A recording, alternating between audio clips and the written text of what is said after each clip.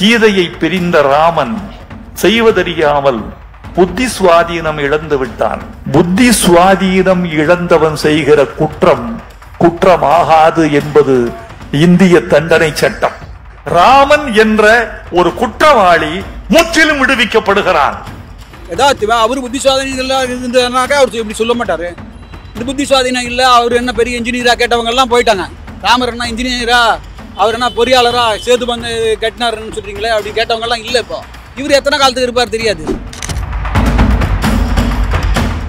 ரோட்ல பன்னிங்கெல்லாம் இருக்கும் இல்லையா, அந்த கூட்டத்தை நம்ம வேற மாதிரி சொல்லுவோம். அந்த கூட்டத்துல கூட இவரை சேர்க்க முடியாது. அந்த விழாவுக்கு வைரமுத்துவை அழைத்ததே தப்பு.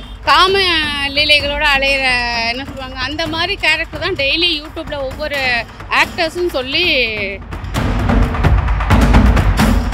வீட்டில் உட்காந்து போர் அடிச்சிருக்கோம். அதனால எதையாவது ஒன்று கிளப்பி விட்டுட்டு போகலான்னு இப்போ ராமச்சந்திரமூர்த்தி நாளைக்கு என்ன சொல்லுவார், சீதாதேவியை கிளப்புவார். ஒவ்வொரு நாளும் ஒவ்வொருத்தர் அந்த சீசன் இது. நான் என்ன சொல்கிறேன், நீ யார் நீ வைரமுத்து யார் நீ? தமிழ்நாட்டுக்கு யார் நீ? திராவிட கட்சிக்கு சொம்பு தூக்குற நாதாரி நீ, பெரியார் பின்னாடி சுற்றுற நாய் நீ. எங்கள் மதத்தை பற்றி பேசுகிற நீ? பேசு, மற்ற மதம் இருக்குல்ல அவங்கள பற்றி பேசு. இயேசு அவதாரம் இல்லைன்னு சொல்ல தைரியம் இருக்கா? சொல்ல செருப்படி வாங்குற டைம் வந்துச்சு உங்களாம். அதனால் மானங்கட்ட போடுங்க இந்த வைரமுத்துக்கு. அவருக்கு டைம் முடிஞ்சிச்சு.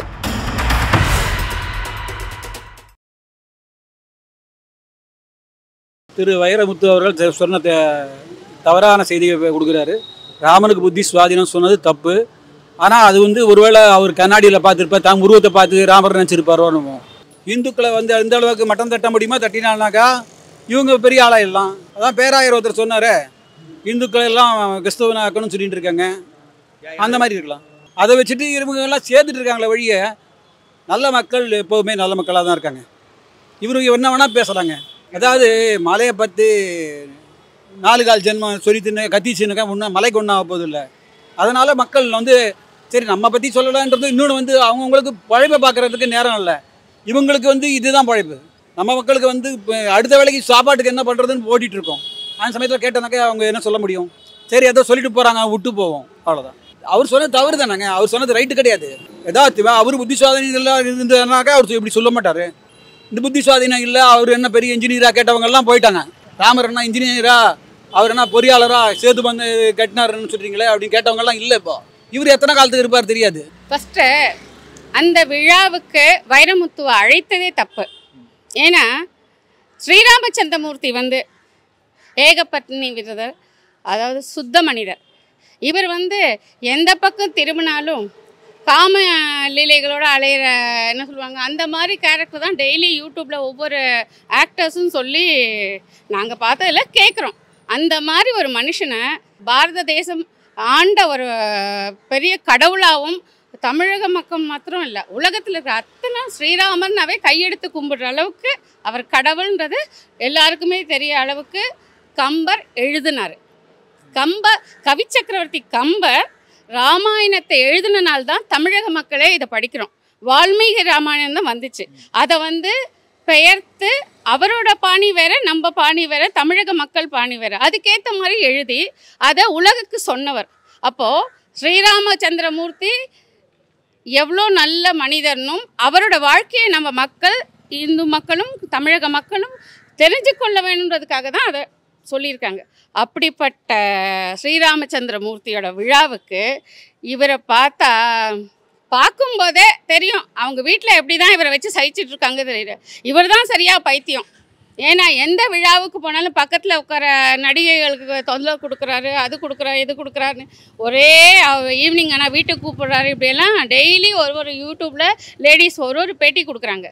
இப்படிப்பட்டவரை கூப்பிட்டு அவ்வளோ பெரிய கம்பரோட விழாவுக்கு அழைத்த அந்த விழா குழுவினர் இருக்காங்களே, அவங்கள கண்டிப்பாக கண்டிக்கணும்.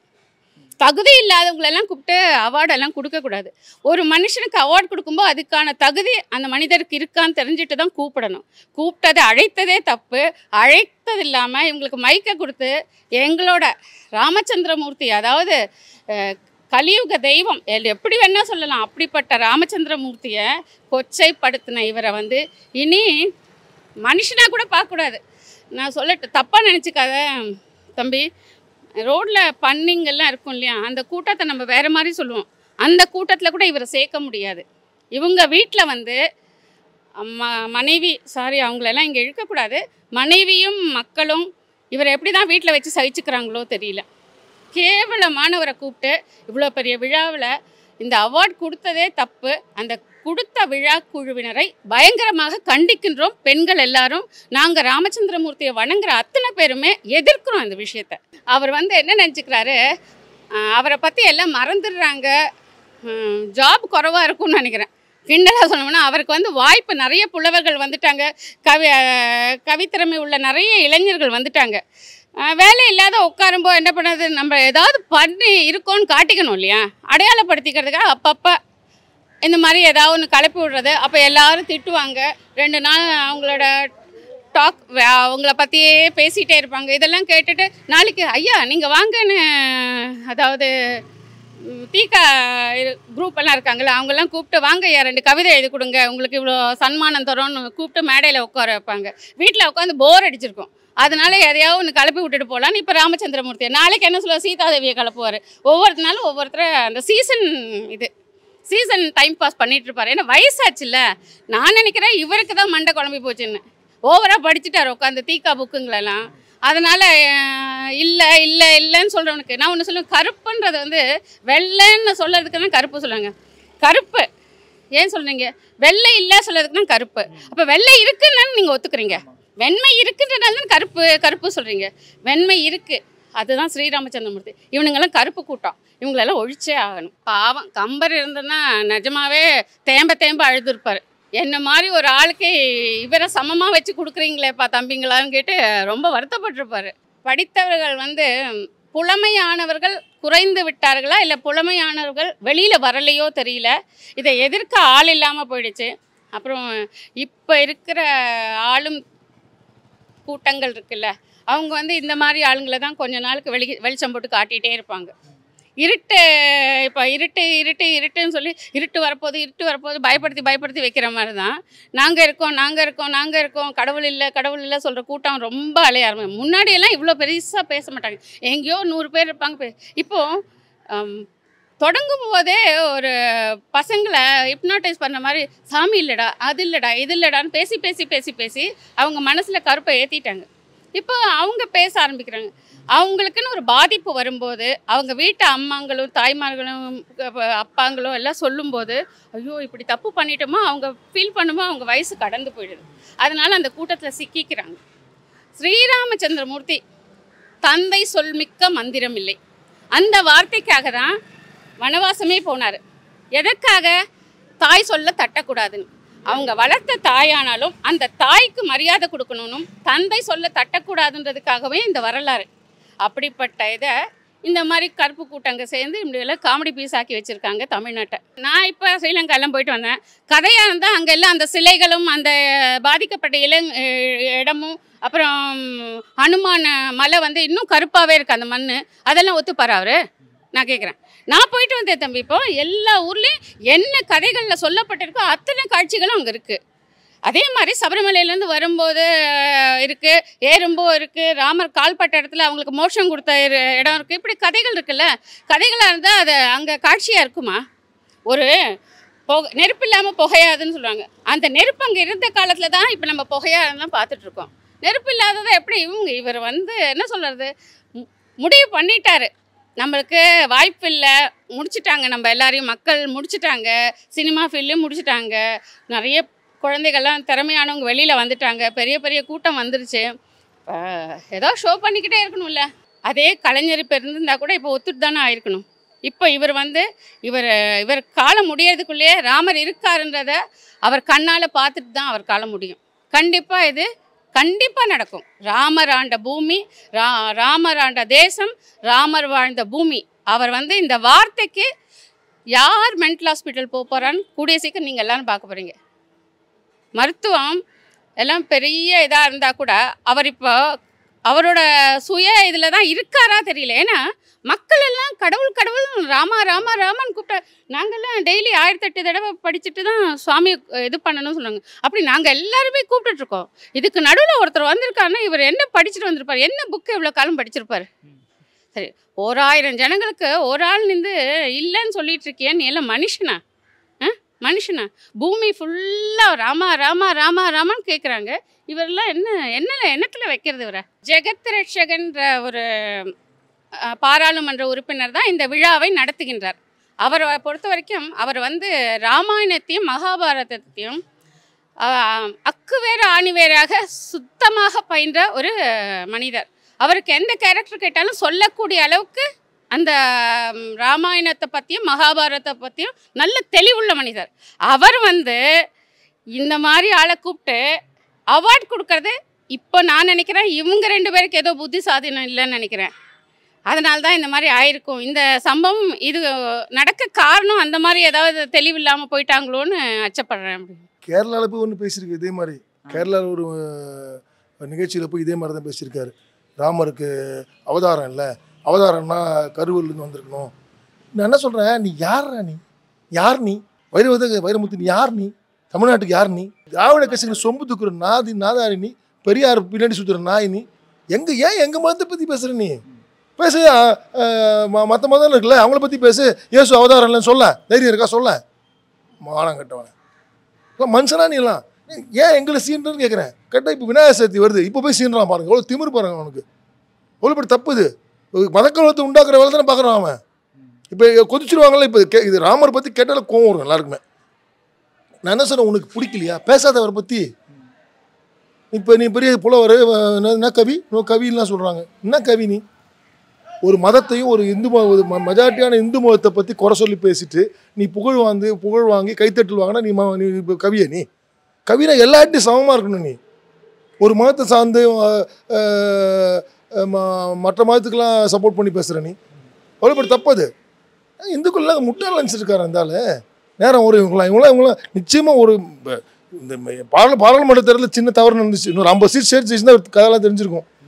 தேசிய பாதுகாப்பு உள்ளே போயிருப்பாங்க இவங்களாம், தப்பிச்சிட்டாங்க இவங்களாம். வரும் கூடிய சீக்கிரமே இது மாதிரி தப்பானவங்களுக்கு தண்டனை நிச்சயமாக இருக்குங்க. எப்படிங்க பேசலாம்? நீங்கள் சொல்லுங்கள், பேசலாமா? அது மாதிரி எவ்வளோ 80 கோடி மக்களுடைய வழிகாட்டி அவர் ராமர். நாங்களாம் ராமர் வழியில் வரணும்னு சொல்கிறோம். இந்தியாவில் இருக்கிற ஒரு மக்கள் நான் வடந்தியில் போய் சொல்கிறேன், நீ டெல்லியிலையும் யூபியில் போய் சொல்கிறேன். நீ இங்கே ஏதோ கேரளாலையும் தமிழ்நாட்டிலையும் ஏமாற்றிட்டு இருக்கிறீங்க நீங்கள். ஏன்னா அவங்கள ஓட்டு வேணும் உங்களுக்கு, உங்களுடைய குருக்களுக்கு உங்களுடைய ஆசான்களுக்கு அவங்க ஓட்டு வேணும். அதுக்கு ஜாலரா அடிச்சுட்டு துதி பாடிட்டு இருக்கிறீங்க நீங்கள். நான் என்ன சொல்கிறேன், ஏன் பேசுகிற? எங்கள் மதத்தோட முக்கியமான தலைவர் அவர், எங்களோட முக்கியமான ஒரு வழிகாட்டி அவர். நாங்கள் இந்து மதம்னா ராமர் வழி தான் சொல்கிறோம். அப்படிப்பட்ட எங்கள் வழிகாட்டியை பற்றி ஏன் பேசுகிற நீ? செருப்படி வாங்குற டைம் வந்துச்சு உனக்குலாம். அதுதாங்க இந்த கவர்மெண்ட் கொடுக்குங்க. இந்த கவர்மெண்ட் கேரளா கவர்மெண்ட் இவங்கெல்லாம் மைனாரிட்டிக்கு சப்போர்ட் பண்ணி ஓட்டு வாங்கி ஜெயிக்கிற கவர்மெண்ட். இவங்க மக்கள் விரும்பிகளாம் இல்லை. இவங்களாம் செக்குலர் இல்லை. இவங்க மைனாரிட்டி. செக்குலர்னா எல்லாருக்கும் சமம் இல்லைங்க. அதானே சமதர்மம்னா என்ன அர்த்தம்? எல்லாருக்கும் சமம். நீ வெறும் இந்துக்களை வண்டி இந்து கடவுளை பற்றி பேசியிருக்கிற. மாட்டு மாற்று பேச தெரியும் இருக்கா அவனுக்கு? பின்னாடி கிளப்பாடுன்னு சொல்லிடுவான், மானம் கட்டவன். ஏன்னா எதுக்கு என் மனுஷனாக இருக்கிற? எங்கள் மாதிரி ஏன் பேசுற? எங்களோட ராமரை பற்றி நீ ஏன் பேசுகிற? என்ன அருகதை இருக்கு உனக்கு பேசுறதுக்கு? இது நிச்சயமாக பெரிய விஷயத்தில் இது கண்டிப்பு வரும். மக்கள் விடமாட்டாங்க. இது மாதிரி பேசுகிறவங்களாம் இவங்க அனுமதிக்க மாட்டாங்க. காலெல்லாம் முடிஞ்சிச்சு உங்க காலெல்லாம். அதாங்க அவருக்கு மேடையை பார்த்தோன்னே அதாவது ஆன்டி ஹிந்துஸை பார்த்தோன்னே அவருக்கு சார்ஜ் ஆகிடுவார். அவர் இந்துக்களுக்கு எதிரான மீட்டிங்கில் எங்கேயா போனார்னா இந்த பெரிய சொரியா இருக்கான்ல அவன் மீட்டிங் எங்கேயா போனால் பேசுவார். அதே மாதிரி மைனாரிட்டிஸ் மீட்டிங் என்ன பேசுனா இதுதான் பேசுவார். ஸோ அவருக்கு கைத்தட்டு இவங்களாம் புலவர்னா நல்ல விஷயம் பேசி கைத்தட்டணுங்க. இன்னொரு மக்கள் இந்துக்களையும் ராமருடைய நேசிக்கிற மக்கள்கிட்டையும் எதிர்த்து பேசிட்டு அவரை தப்பாக பேசிட்டு கைத்தட்டிவாங்க. என்ன யூஸ் உனக்கு சொல்லுங்கள்? யூஸ் இல்லை. அது மட்டமான செயல் தானே இது. ஒரு கவி சக்கரவர்த்தி கவின்லாம் சொல்கிறீங்க. என்ன இது கவி? நீ சக்கரவர்த்தியா? நீ கவி சக்கரவர்த்தியா? நீ சக்கரவர்த்தி காமனாக இருக்கணும். நீங்கள் எல்லாருக்கும் எல்லா மதத்துக்கும் காமனாக இருக்கணும். ஒரு சைடு இருந்தால் நீ எப்படி? அது எங்கள் மதத்தை உண்டி எங்கள் இந்து மதத்தை உண்டி தப்பாக பேசி உனக்கு கைத்தட்டல் வாங்கணும்னா வெக்கமான சூடு சொர்ணம் இல்லை உனக்குலாம். ராமாயணத்துக்கு எந்த பாட்டு எடுத்தாலும் இப்போ பேசுவார். ராமாயணத்தை புக்காக எழுதிருக்காரு தெரியுமா உங்களுக்கு? மகாபாரதத்தை புக்காக எழுதினவர் அவர். அவருக்குலாம் ஏன் எப்படி இவங்களாம் அரசியல்வாதிங்க ஏன் இப்படி இருக்காங்கன்னு தெரியல. ராமரை பற்றி பேசும்போது கோவம் வரணும் அவருக்கு. சொல்லுங்கள், ராமரை பற்றி கோவம் வரணும்ல அவருக்கு, ஏன் வரல? ஸோ இவங்களாம் அரசியல்வாதியாக இருக்காங்களே தவிர இவர் இதே வீட்டுக்கு போய் பாருங்கள். எம்பி இருக்கார்ல, பெரிய மனுஷன் அவர் வீட்டில் போய் பாருங்கள். கிருஷ்ணன் தான் ராமர் தான் இருப்பாங்க அங்கே. ஆனால் ராமரை பற்றி குறை சொல்லும்போது சந்தோஷமாக கைத்தட்டுறாங்கன்னா இவங்களை என்ன பண்ணுவீங்க நீங்கள்? என்னன்னு சொல்கிறது இவங்களெல்லாம்? அதனால் மானங்கட்ட பொழப்புங்க இந்த வைரமுத்துக்கு. அவருக்கு டைம் முடிஞ்சிச்சு. அதாவது இது இன்னும் கிட்டத்தட்ட எலெக்ஷன் கிட்ட வரப்போகுது. இந்த தமிழ்நாட்டில் இந்த என்டிஏயோட மாற்றம் வரும். என்டிஏ தலைமையிலான ஆட்சி சீக்கிரமாக வரும். அப்போ இதுக்கெல்லாம் ஒரு விவாதம் நிச்சயமாக வருங்க. அது 1972 செருப்பால் அடிச்சிருப்பாங்க. இப்போல்லாம் அடிக்க சொல்லுங்களேன். அந்த காலத்தில் அடித்தாங்க. அப்போ வந்து கேப்பாரெல்லாம் இருந்தாங்க. இப்போல்லாம் அப்படிலாம் இல்லை. இப்போ வந்து யாரோட ஆட்சி தெரியுங்களா? இந்திய நாட்டில் யாரோட ஆட்சி? அதனால் அதெல்லாம் இப்போ இனிமேல்லாம் பேச மாட்டார். ஸ்டாலினே பேச மாட்டார் அதை பற்றி. ஏன்னா அவருக்கு இப்பயும் எலெக்ஷன் வந்தால் இந்துவிசம் பற்றி இந்துக்கள் நாங்களாம் எங்கள் கட்சியிலலாம் இந்துக்கள் அதிகமான மக்கள் இருக்காங்க. எங்கள் கட்சியில் இந்துக்கள் தான் அதிகம். யார் சொல்லுவார்ல? இப்போ அவர் சொல்லுவார் பாருங்கள். யார்? இதே முதலமைச்சர்னு சொல்லுவார், அக்கா கனிமொழியும் சொல்லுவாங்க. எல்லாம் இப்போ இந்துக்களை பற்றி பேசுவாங்க. எலெக்ஷன் கிட்ட வருமா சொல்லுவாங்க. அது ஒன்றும் பொட்டை அழிச்சிடுவாங்க. கல்யாணத்துக்கு போனால் கண் எரியுது, சாம்பல் இது இப்போ புகை போடுறாங்கன்னுவாங்க. பாருங்கள், கரெக்டாக ஒரு 3 மாதம் 6 மாதம் எலெக்ஷன் வரும்போது சொல்ல ஆரம்பிச்சிடுவாங்க. எங்களுக்கு எங்கள் கட்சியில் இந்துக்கள் தான் அதிகம் அப்படின்வாங்க. அவங்க பொலிட்டிக்கல் ட்ராமா ஓட்டுக்காக ஆடுறவங்க. ஒரு சமத்துவம் செக்குலர்லாம் சொல்கிறவங்க இவங்க இல்லை. இவங்க ஒன்லி மைனாரிட்டி ஓட்டு வாங்கணும், மக்களை ஏமாற்றணும், குடும்பத்தை வாழ வைக்கணும். இதுதான் இவங்க வேலை. அதனால் நிச்சயமாக வைரமுத்துவை வன்மையாக கண்டிக்கிறோம். இது வந்து தமிழ்நாடு ஃபுல்லாக கொந்தளிக்கும். இது மாதிரி இதே மாதிரி பேசியிருந்தாங்கன்னா இது வந்து ஒரு பெரிய ஆபத்து. ஏங்க திமுக எப்போ வந்து அதிமுக பிஜேபி கூட்டணி வந்து 2 கொடியும் ஒன்றா பறக்க ஆரம்பிச்சு பிதட்ட ஆரம்பிச்சிட்டாங்க. இவங்க பிதட்ட ஆரம்பிச்சிட்டாங்க. பயம் வந்துடுச்சு. ஏன்னா மீடியாஸு உங்களுக்கு ஸ்ட்ராட்டஜிஸ் எல்லாம் வந்து அதிமுக பிஜேபி கூட்டணி ஜெயிச்சிரும், வலுவான கூட்டணி ஆகிடும் சொல்ல ஆரம்பிச்சிட்டாங்க. பயம் வந்துச்சு. அதனால தானே உங்களுக்கு உங்களை தேடி ஸ்டாலின் மூணு சந்தெல்லாம் பார்த்தீங்களா? ஒரு மூளை முடுக்கலாம். எங்கே போய் உங்களோட ஸ்டாலின். இதே மாதிரி ஒரு 2 வருஷம் முன்னாடி நடந்துச்சு. 1 வருஷம் முன்னாடி நான் ஆந்திராவில் திருப்பதிக்கு போயிருந்தேன். அப்போ கவர்மெண்ட் யாருன்னா ஜெகன்மோகன் ரெட்டி. நல்லா கேட்டுக்கோங்க. நான் கண்ணெதிரில் பார்த்தேன். எங்கே பார்த்தாலும் ஜெகன்மோகன் ரெட்டி படம் பெரிய பெரிய படமாக இருந்துச்சு. என்ன வாசனம் தெரியுமா இருந்துச்சு? ஒன்றே உத்தரவிடுங்கள். தெலுங்குல உத்தரவிட்டாங்கல்ல. இப்போ ஓரணியில் தேர்தல் ஓடுறாரு, தேர்ந்துருவாங்க. இவர் எதிர்த்து ஓரணியில் தேர்தல்வாங்க. அதுதான் இந்த அமித்ஷா வந்து ஓரணியில் தேர்தலுக்கு ரெடி பண்ணிட்டு போயிருக்காரு எங்கள் தலைவர். அடுத்து ஓரணியில் ஒரு அலைன்ஸ் தான் ஆயிருக்கு. இன்னும் வந்து சேருவாங்க. எலெக்ஷன் கிட்ட வரும்போது பாருங்கள் ஓரணி எப்படி ஆகுதுன்னு இவருக்கு எதிர்ப்பா. அந்த ஓரணி எதிர்ப்பாகும்போது ஜெகன்மோகன் ரெட்டிக்கு வந்தனால தான் இவருக்கு இங்கே அங்கே கூட்டணி ஆட்சி நடக்குதுங்களா. எலெக்ஷன் பிரச்சாரத்துக்கே கூட்டணின்னு தான் சொல்லி அனௌன்ஸ் பண்ணாங்க. அதே மாதிரி என்டிஏ கூட்டணி ஆட்சி நிச்சயமாக 26 வரும். அதுக்கு இவங்கெல்லாம் இது இப்போ பேசுகிறாருல வைரமுத்துலாம், அதெல்லாம் எங்களுக்கு ப்ளஸ்ஸு. இந்துக்களை ஒருங்கிணைக்கிறாங்க இவங்களாம். உண்மையா இல்லையா? இது மாதிரி பேசி பேசி இந்துக்களை ஒருங்கிக்கிறாங்களே. இவங்களுக்கு ஓட்டு போட்டால் இப்படி தானே வரும். இவனுங்க இப்படிலாம் இப்படி தானே பேசிட்டு இருப்பானுங்க. நாங்கள் போயிருந்த மாநாட்டுக்கு என்ன எழுச்சி சார். ஒரே மீட்டிங் முடியுது, 5 லட்சம் பேர் உட்காந்துருக்குறோம். ஒரு வார்த்தை சொன்னாங்க, அந்த பாக்ஸ் எல்லாம் க்ளீன் பண்ணுங்க. 10 நிமிஷங்க ஃபுல் ஹாலுக்கு எல்லாம் கிளியர் ஆகிடுச்சுங்க. குப்பை அள்ளி போட்டாங்க, எல்லாத்தையும் கிளியர் பண்ணி தான் வெளியே வந்தோம் நாங்கள். டிசிப்ளின்ங்க அது. இவனுங்க வாழை மரத்தில் கட் பண்ணிட்டு போயிடுவானுங்க. இவங்க திமுக மற்ற கட்சியெல்லாம் பார்த்துருக்கீங்களா நீங்கள்? வாழை மரம் எது இருந்தாலும் சரி அள்ளிட்டு போயிடுவானுங்க. திருட்டு பசங்க. திருட்டு திராவிடம் தானுங்க. இது என்ன பண்ணுவீங்க நீங்கள்?